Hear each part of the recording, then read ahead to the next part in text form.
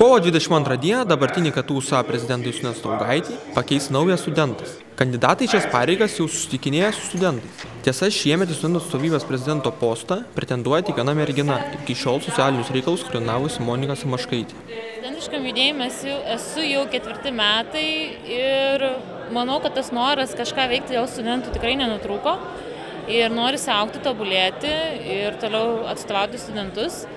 Ir kai atėjo tas pasiūlymas, sakykim taip viešai, kad kas norite tapti, tai man atrodo net nesvarščiau ir sakiau, kad taip noriu. Justinas Staugaitis KTU SA prezidento pareigas įėjo nuo 2011 metų. Studentas savo darbą vertino kritiškai, teigdamas, jog jo kadencijos laikotarpis buvo sudėtingas.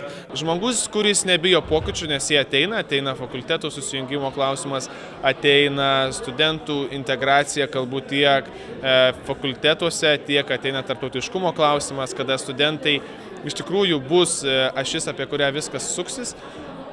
O koksai jisai bus ir ką jis be abejo klausys nuo jo komandos, o be abejo pasitikėjimą išreikš delegatai. Tad norisi jam palinkėti ir pasakyti, kad vis dėlto svarbus dalykas, kad turi būti studentų kietas ir tvirtas žodis universitete. Be abejo, svarbus dalykas yra tarimasis viduje tarp studentų.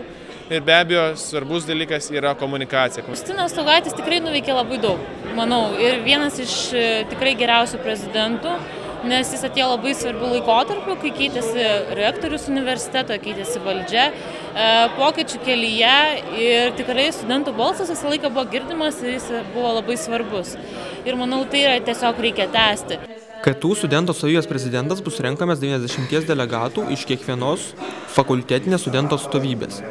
KTU SA prezidentų ir senatorių rinkimai vyks kovo 22 dieną, trečiuosiuose KTU rūmuose. Renginyje laukiami visi universiteto bendruomenės nariai ir visi, kurie domisi KTU akademiniais reikalais.